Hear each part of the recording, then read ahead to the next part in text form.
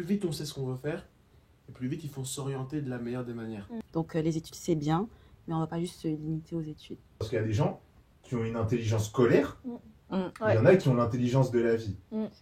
Vous en pensez quoi d'ailleurs de cette guéguerre qu'il y a sur les réseaux sociaux, salariat, entrepreneuriat? Le salariat parfois finance l'entreprise. Je pense qu'il est sage de commencer une activité entrepreneuriale en ayant quelque chose à côté aussi, avant de trouver justement cet équilibre-là qui nous permet de prendre notre envol complètement. Quand tu deviens entrepreneur, tu es obligé d'être égoïste. C'est-à-dire, tu dois, malheureusement, tu coupes un peu des liens avec certaines personnes. Tu n'as plus trop de place pour le divertissement, pour la futilité, pour la légèreté. Parce qu'en fait, si tu ramènes pas de l'argent, que tu n'as pas de nouvelles idées tout le temps, de nouveaux concepts, que tu cherches pas le client, donc que tu n'as pas du temps pour ton entreprise, en fait, tu n'as pas d'argent, quoi.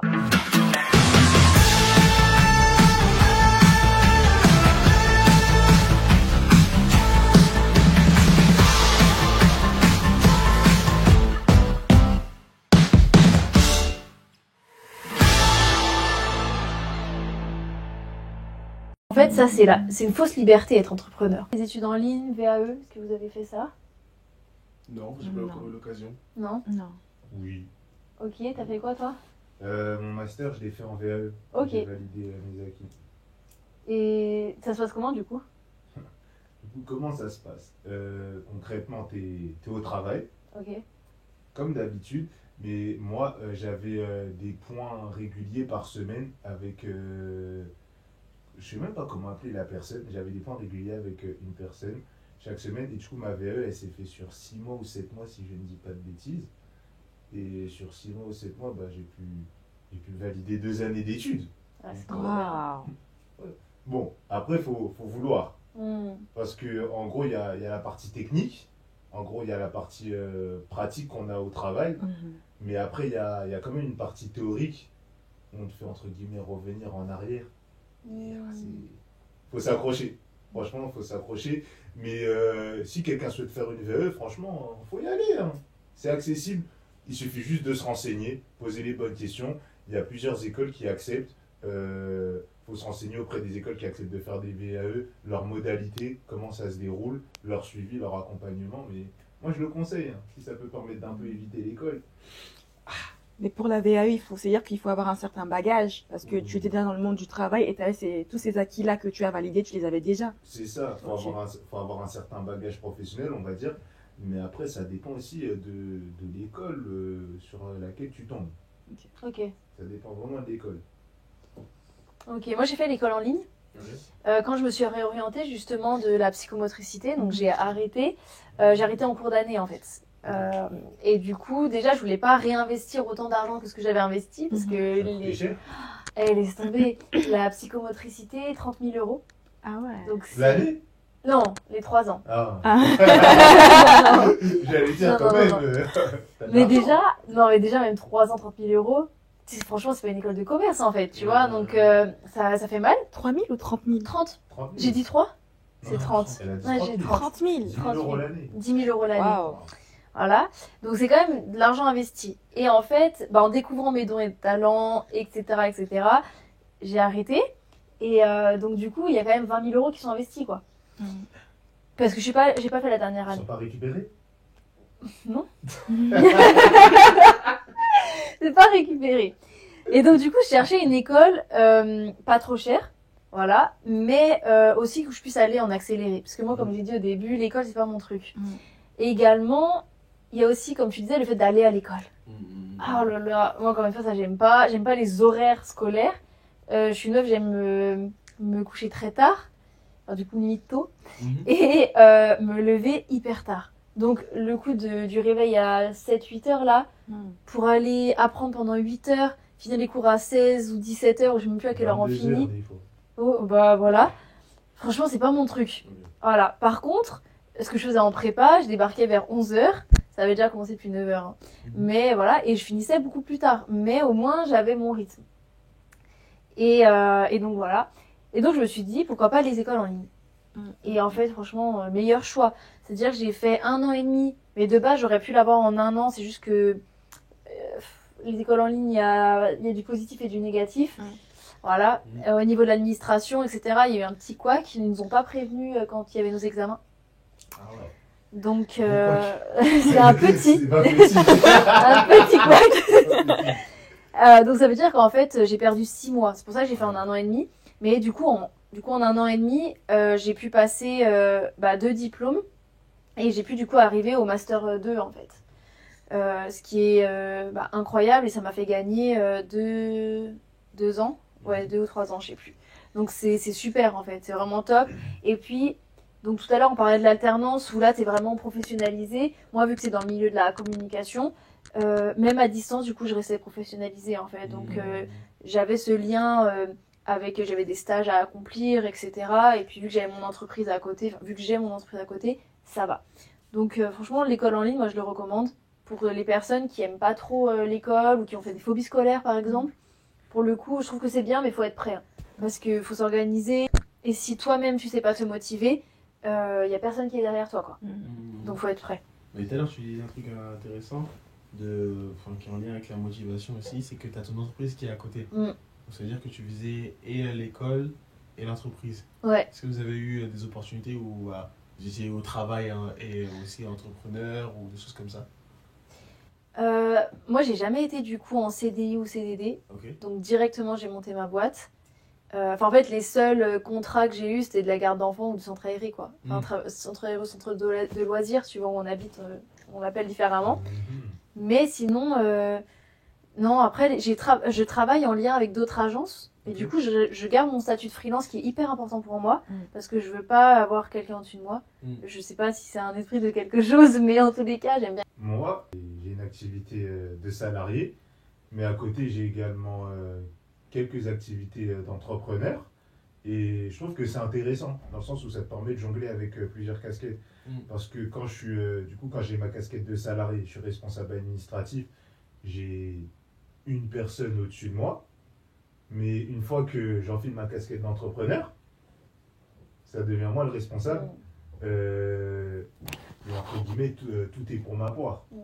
Ça veut dire que si jamais il y a un écart, c'est moi. S'il y a un problème, c'est moi. Même si jamais je peux recruter quelqu'un, j'ai déjà pris un stagiaire. Même sur cette prod-là, j'ai pris 2 stagiaires. T'as un stagiaire qui fonctionnait bien. Le stagiaire, ça fonctionne. La manière dont ce stagiaire fonctionnait, c'est pas que c'était bancal. Mais en fait, quand t'as un stagiaire qui est excellent, si l'autre à côté n'est pas excellent, je dis pas qu'il est mauvais. Tu vois directement la différence. Et à côté, t'as des contrats, t'as de l'argent en jeu. Donc c'est là que je suis en train de me dire, donc en fait, mon patron, c'est comme ça qu'il me voit. C'est comme ça qu'il nous voit. Ah, intéressant. Ça te permet de changer de regard, en fait. Est-ce que ça a changé ton comportement dans ton entreprise? Enfin, pas dans ton auto-entreprise, hein, là où tu es salarié. Là où je suis salarié, ça a un peu changé mon comportement dans le sens où j'ai fait en sorte d'être plus diligent dans ce qu'on me confiait. C'est pas qu'avant, j'étais pas diligent en mode j'étais désordonné, mais je me disais non. Le patron compte sur moi. Le patron compte sur moi plus. C'est-à-dire, il y a son bureau, je suis à côté de son bureau. Quand il sort, le premier bureau qu'il voit, c'est le mien. C'est vraiment, non, le patron, il compte sur moi, je ne peux pas le décevoir.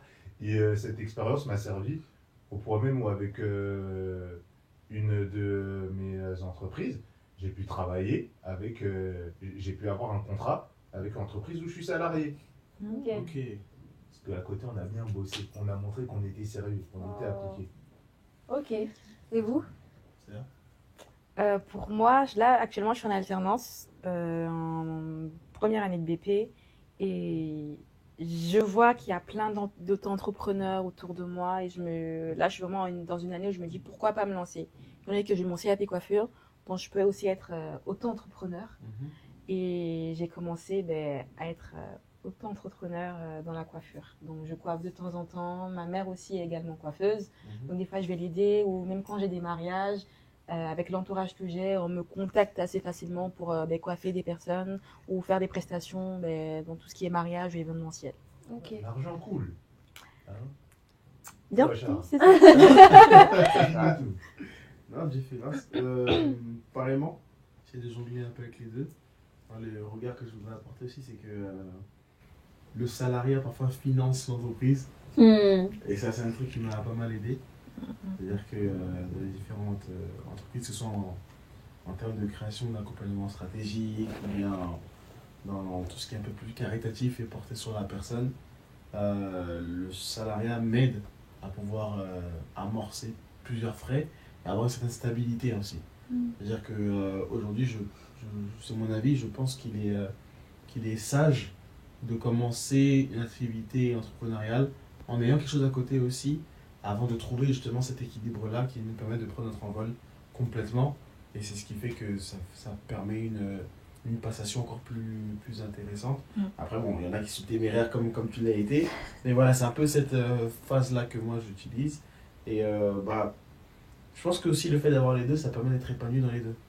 C'est-à-dire que les bons côtés de l'un sont aussi équilibrés par les bons côtés de l'autre. En fait, tu trouves ton équilibre dans les deux. C'est ça. C'est ça. C'est Puis bon, c'est deux sources de revenus aussi, donc c'est pas mal. C'est vrai. Tu souhaites atteindre des objectifs? Alors écoute juste ce message. One of God, c'est ma deuxième marque qui permet à ces podcasts d'exister. C'est le moment d'en profiter et de vaincre la procrastination. Alors profites-en. Tu vois, quand tu débarques dans ce milieu, en vrai, on n'est pas sensibilisé, on nous apprend pas à l'école à être entrepreneur, en fait. Déjà, c'est un mindset différent, parce que c'est un peu un mindset égoïste, faut dire la vérité. J'en parlais, là, il y a, je crois, 2 jours, avec une amie. Je disais, mais en fait, quand tu deviens entrepreneur, tu es obligé d'être égoïste. C'est-à-dire, malheureusement, tu coupes un peu des liens avec certaines personnes. T'as plus trop de place pour le divertissement, pour la futilité, pour la légèreté. Parce qu'en fait, si tu ramènes pas de l'argent, que t'as pas de nouvelles idées tout le temps, de nouveaux concepts, que tu cherches pas le client, donc que t'as pas du temps pour ton entreprise, en fait, t'as pas d'argent, quoi. Tu ne manges pas. Tu manges pas, c'est ça. Et en fait, il y a beaucoup de gens qui ne peuvent pas comprendre ça et qui ne peuvent pas même être dans ce chemin de vie, en fait. C'est pour ça que le salariat aide beaucoup de personnes, parce que s'il fallait tous être entrepreneurs, il y en a plein qui marcheraient pas, en fait. Donc, ce que tu dis, je trouve ça juste, mais encore une fois, il faut vraiment qu'on soit dans la tolérance là-dedans, parce que déjà, il y en a qui débutent et donc ça fait peur de devoir immatriculer en fait ton entreprise. Il faut savoir que c'est gratuit, mais il y en a plein qui ne le savent pas et que ça prend 10 minutes, même ça pas. Ça peut prendre 10 minutes comme ça peut prendre plus, mais comme oui, dis, mais c'est pas long. Ça, regarde, voilà, je te pose une question par rapport à ça. Comme tu dis, c'est un travail où on éduque les gens et par exemple, l'école ne nous apprend pas forcément à être entrepreneur, vu qu'en vrai, quand on regarde, l'école nous apprend à être des salariés. Totalement. Tu te lèves, ce n'est pas ta volonté, tu vas à un endroit que tu n'aimes pas forcément, tu fais des choses que tu n'aimes pas forcément. Avec des gens que tu n'aimes pas. Exactement, et rebelote. Mais du coup, concrètement, parce que moi, je vous donne mon cas, avant de développer des activités d'entrepreneur, d'abord, je me suis renseigné, sachant qu'on est dans une génération, on a tout à disposition. Je me renseigne sur YouTube, je regarde des vidéos YouTube, je regarde sur Internet, j'essaie de me documenter. Et du coup, c'est pour savoir, avant de lancer une activité d'entrepreneur, est-ce que tu as cherché à te documenter? C'est une question rhétorique ou c'est des questions... Non, c'est une question comme ça, Gérald. Ou est-ce que directement tu t'es dit, vas-y, j'ouvre, et puis voilà, on verra. On est obligé de se documenter. ouais. On est complètement obligé de se documenter parce que, comme tu as dit, tu es ton propre patron. Il n'y a personne qui va le faire pour toi. Si tu ne te lèves pas pour toi-même acquérir du savoir dans ton domaine, personne ne va le faire en fait. Et l'argent que tu auras besoin juste pour vivre, tu ne l'auras pas. Parce que tu as besoin de ce savoir-là pour te développer, pour te cultiver, pour développer ton entreprise. Donc tu dois te cultiver. Je suis d'accord. Non, je suis vraiment d'accord. Après, il faut aussi aller chercher les bonnes informations. Ouais. Les bonnes personnes. Ouais, chez les bonnes personnes, il faut être bien entouré. Et il ne faut pas hésiter. Moi, par exemple, je sais que j'ai fait appel à une entreprise pour m'aider à m'enregistrer, à gérer tout ce qui est au niveau du paiement des différentes choses qu'il faut payer. La Marianne, là. Voilà. Mais voilà, je me suis renseigné et c'est important en fait de se donner les armes. Maintenant, c'est vrai qu'il y en a pour qui c'est pas simple de le faire au début, parce qu'il y a des choses qui coûtent de l'argent aussi. Voilà, un logo, c'est pas 50 €. Ça, c'est dit. Mais voilà, effectivement, il faut être dans une attitude de pédagogie, une attitude dans laquelle on vient aussi donner aux autres les clés qu'on n'a pas forcément eues au moment où on a commencé. Mais je pense qu'il y a de l'épanouissement dans chaque domaine en fait. Que ce soit salarial, entrepreneurial, il y en a qui sont tout à fait à l'aise et qui sont épanouis dans le fait d'être salariés, d'être dans une boîte depuis 10-20 ans. que grand bien leur fasse. En fait. Exactement. Donc, Bien sûr. que chacun justement fasse son chemin en ayant vraiment conscience de ce à quoi il a appelé, Mm. ce qu'il doit faire et les personnes qu'il doit toucher par son travail, qui doit toujours, peu importe le domaine, je pense, être diligent et excellent. Quoi. Vous en pensez quoi d'ailleurs de cette guéguerre qu'il y a sur les réseaux sociaux, salariat, entrepreneuriat, comme si en fait l'entrepreneuriat allait avoir rêvé par rapport au salariat, quoi. Je trouve que c'est une guerre sans sens, dans le sens où on a tous un parcours de vie différent, on a tous des ambitions différentes et on peut pas juste se dire oui, être entrepreneur c'est le top ou être salarié c'est le top. Toi actuellement, qu'est-ce qui te convient? Exactement. D'abord c'est toi, ce que toi tu veux. Si ça te convient d'être salarié, sois salarié. Ça te convient d'être entrepreneur, sois entrepreneur. Fais ce qui te plaît, fais ce que tu aimes et fais-le bien, tout simplement. C'est ça. Fais le bien. Et puis aussi, regarde je pense que c'est important, à ta vision. Regarde à tes projets au futur. À 5 ou 10 ans, comment est-ce que tu te vois? Où est-ce que tu te vois? Avec qui est-ce que tu te vois? Et par rapport aussi à ça, tu vas pouvoir ramener à l'année dans laquelle tu es, ou sinon même au jour auquel tu es, et prendre les décisions qui t'emmèneront à cette finalité-là que tu recherches en fait. Donc tout dépend de chacun. Moi, je trouve personnellement que cette guéguerre, elle est très enfantine. Elle est enfantine dans le sens où souvent, les gens qui sont entrepreneurs, ils vont dire ouais, mais quand tu es entrepreneur, tu as la liberté, l'argent va directement dans ta poche. Écoute, entrepreneur. Non, mais au-delà de ça, entrepreneur, on vit des choses, l'argent va directement dans ta poche. Mais d'abord, il y a des choses, bon, je ne vais pas entrer dans les détails, sinon on va dire c'est trop technique, mais avant de te payer, d'abord tu sais que tu dois injecter, tu dois faire grossir ton capital. Parce que si ton capital il n'est pas conséquent, au moment où tu voudras te verser un salaire, ce sera compliqué. Mais après, au-delà de ça, moi je trouve que cette guerre, elle est un peu bête. Surtout que, comme j'ai dit, la plupart des entrepreneurs aiment utiliser la notion, ouais, plus d'argent, plus d'argent, plus d'argent. Tu peux être entrepreneur, tu peux être ton propre patron. Je t'assure que tu ne toucheras pas plus d'argent que le directeur général d'Apple. Non, ça veut rien dire. Peut-être que si, Attention. mais en tout cas, faut pas croire que parce que tu es à ton compte, tu vas forcément toucher plus. Voilà, c'est ça qu'il faut faire attention. Oui. Parce qu'il y en a qui gagnent bien plus. Oui, il y en a qui gagnent plus. Mais là, entre guillemets, là, je généralise, tu vois, en mode, tu peux être entrepreneur, je t'assure que si on prend, allez, 50% des entrepreneurs qu'on connaît, On ils ne gagne touchent pas pas ça. plus que le directeur général d'Apple. En fait, il y a entrepreneur et entrepreneur, Exactement. salarié. Voilà, c'est ça. Que chacun se sache. Chacun Que chacun soit dans son domaine. Et je pense qu'il y a un truc important à rappeler, c'est que faut pas penser que c'est une voie d'or. Yes. Voilà. C'est pas parce que t'as personne au-dessus de toi que t'es libre. En fait, ça, c'est une fausse liberté, être entrepreneur. Parce que oui, t'es libre dans le sens où tes horaires, tu fais... Je vais même pas dire ce que tu veux parce que c'est pas vrai non plus. Parce que si tu dors toute la journée, en fait, t'auras pas d'argent. C'est ça. Mais, entre guillemets, t'as cette liberté de te dire, si je pars travailler de 8h à 9h, mais de 3h à 4h du matin, je peux le faire. Donc, t'as cette liberté-là. T'as la liberté de pouvoir te dire, je peux à peu près travailler d'où je veux, suivant le métier que tu fais en tant qu'entrepreneur, évidemment. Mais il faut aussi avoir conscience que y a une pression derrière. La pression de faire du chiffre. Alors que quand tu es salarié, en fait, tu sais que tous les mois, tu as le même salaire qui tombe. Et donc, tu as une paix et une sérénité, en fait, que tu ne peux pas avoir en tant qu'entrepreneur. Parce que ça peut s'arrêter du jour au lendemain. Tes clients, ils peuvent partir. Il peut y avoir quoi que ce soit, en fait. En plus de ça, comme tu disais, on doit payer d'autres choses. C'est pas vrai. C'est pas parce que un client va nous donner 2000 € que c'est 2000 € pour notre poche. Absolument pas.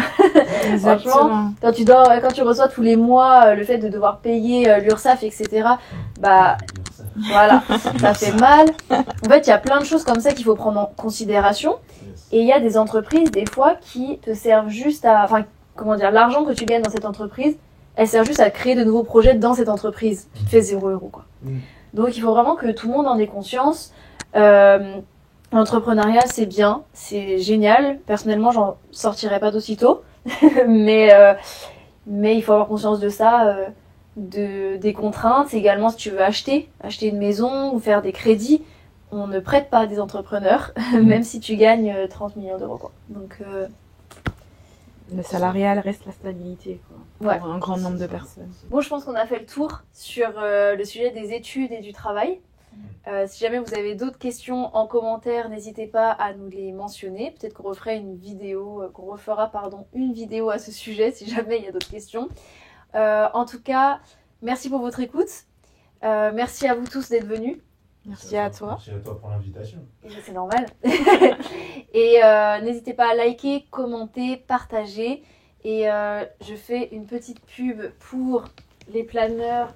Voilà, on parlait de vision tout à l'heure. Si vous voulez établir votre vision, n'hésitez pas à commander le planeur Dis-moi tout, je t'écoute sur le site One of God. Ça peut vous aider à définir en fait votre vision, à trouver ce pourquoi vous êtes appelé, etc., à atteindre des objectifs. Donc voilà, c'était tout pour nous. On vous dit au revoir et à la prochaine.